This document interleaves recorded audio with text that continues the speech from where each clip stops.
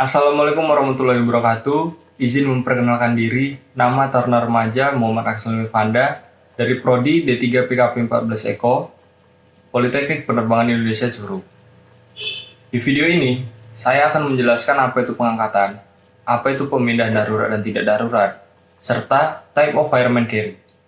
Untuk kalian yang ingin tahu lebih jelas, silakan tonton video ini.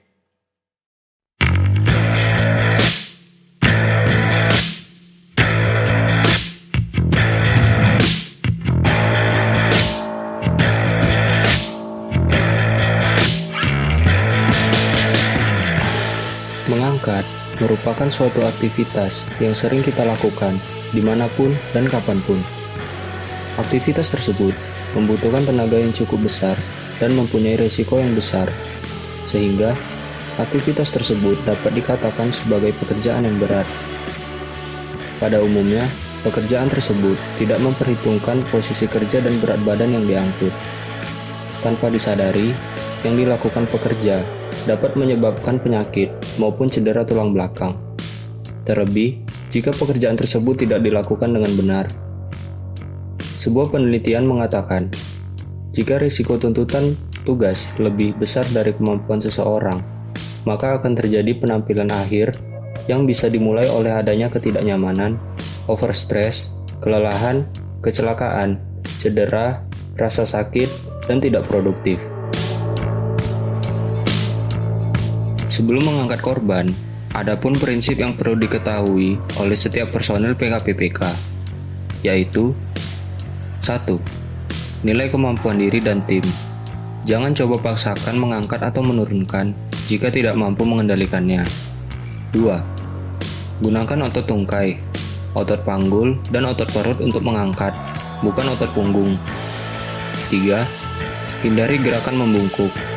Upayakan punggung tetap dalam satu garis lurus. 4. Kaki menjadi tumpuan utama dalam mengangkat. Jarak kedua kaki sebahu. 5. Jaga keseimbangan dengan satu kaki sedikit di depan dari kaki yang lain. 6. Tangan yang memegang menghadap ke depan. 7. Tubuh serapat mungkin dengan beban. 8. Jangan memutar tubuh saat mengangkat.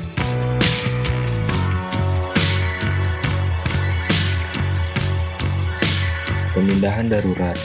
Pemindahan darurat dilakukan hanya jika ada bahaya segera terhadap korban maupun penolong, dan juga jika korban menghalangi akses ke korban lainnya.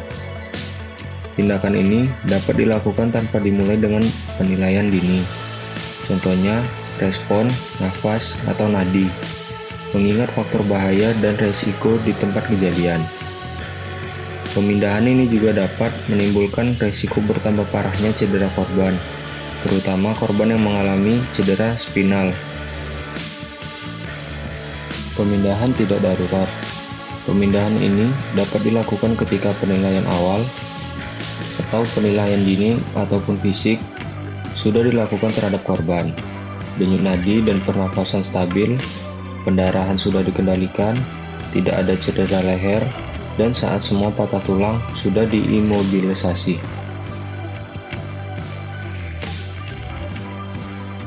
Tujuan evakuasi korban gawat darurat adalah untuk menyelamatkan jiwa, mencegah cacat, membantu penyembuhan dan pertolongan pertama, dan memindahkan korban dari tempat berbahaya ke tempat yang lebih aman, dan juga memiliki fasilitas yang cukup untuk menolong korban.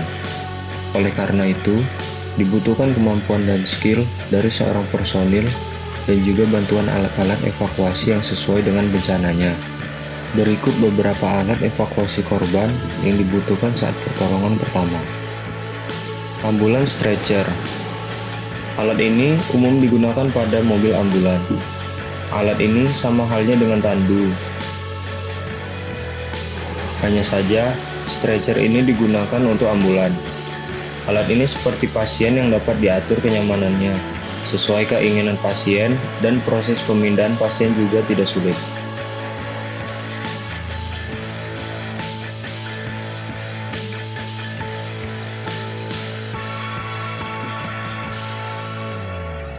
Basket stretcher. Alat ini biasanya digunakan oleh pesawat helikopter yang berguna untuk mengevakuasi korban bencana yang sulit dijangkau. Tandu ini didesain khusus yang berfungsi untuk menopang tubuh seseorang dalam keadaan darurat.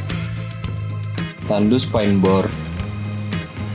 Tandu ini terbuat dari bahan plastik ABS yang berfungsi untuk mengevakuasi korban yang berada di air, karena alat ini dapat mengapung di air.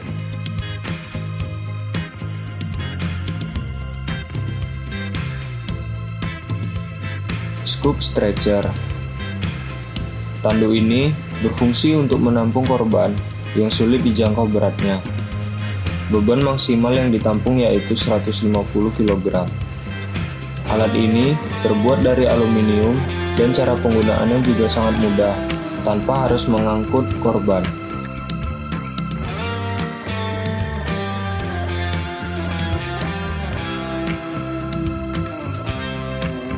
Tandu lipat.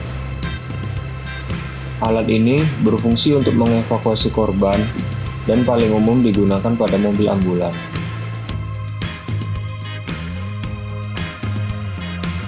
Type of fireman carry. Dalam kecelakaan pesawat, keadaan korban yang akan diselamatkan dan diungsikan berbagai macam keadaannya, seperti ada yang terluka, terjepit, terperangkap di dalam pesawat, ada yang meninggal, bahkan ada yang tidak terluka sama sekali.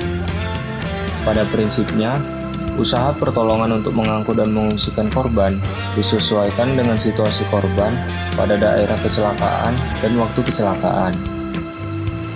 Dalam pelaksanaan operasi, diusahakan pertolongan dan pemindahan korban secepatnya dari tempat kecelakaan ke tempat yang aman untuk mendapatkan pertolongan dan perawatan selanjutnya. Prosedur mengangkut pada korban diperhatikan dengan maksud agar para petugas dapat melakukan usaha pertolongan dengan cepat dan benar. Type of fireman carry atau dapat diartikan sebagai jenis-jenis angkutan petugas pemadam kebakaran dibagi menjadi dua bagian, yaitu angkutan perorangan dan angkutan beregu. Angkutan perorangan. Angkutan ini merupakan jenis angkutan yang dapat dilaksanakan oleh satu orang petugas. Angkutan perorangan ini terdiri dari one person walking assist, one man drag, dan arm carry. One person walking assist.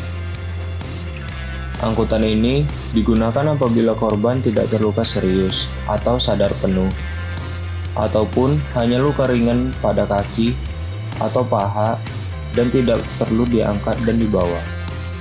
One man drag. Angkutan ini sangat berguna dilaksanakan untuk menggerakkan korban yang pingsan dan sangat cepat untuk membawa korban turun atau naik. Arm carry. Angkutan ini sangat efektif untuk anak-anak dan orang dewasa yang kecil tubuhnya dan tidak praktis untuk orang dewasa yang pingsan.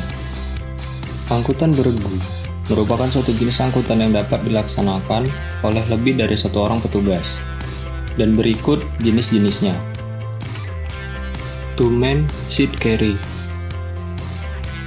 Pengangkutan dengan dua orang rescueman menggunakan dua tangan membuat seperti kursi. Dilakukan untuk mengangkut korban yang sadar dan setengah sadar atau lemas.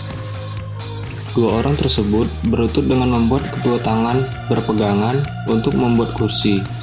Yang satu untuk membuat sandaran dan yang satu lagi untuk membuat tempat duduk. Setelah itu, korban didudukkan dan diangkut dengan posisi kedua tangan korban merangkul leher rescueman. Three-handed chair. Pengangkutan dengan dua orang rescueman menggunakan tiga tangan membuat seperti kursi. Pengangkutan ini juga dilakukan untuk mengangkut korban yang sadar dan setengah sadar. Kedua penolong membentuk tangan seperti kursi. Satu orang menggunakan kedua tangannya untuk tumpuan tempat duduk dan satunya lagi meletakkan salah satu tangannya untuk menunjang kedua tangan penolong lain, yang fungsinya membuat tempat duduk korban. Dan tangan yang satunya lagi dipergunakan untuk memegang kaki korban. Setelah itu, dua orang penolong tersebut jongkok untuk menundukkan korban pada tangannya. Lalu, korban diangkat bersama-sama. Four-handed chair. Pengangkutan dengan 2 orang rescue man menggunakan 4 tangan membuat seperti kursi. Pengangkutan ini juga dilakukan untuk mengangkut korban yang sadar dan setengah sadar. Kedua penolong membentuk tangan seperti kursi, dengan melipat salah satu tangannya dan ditumpangkan pada siku tangan yang lain.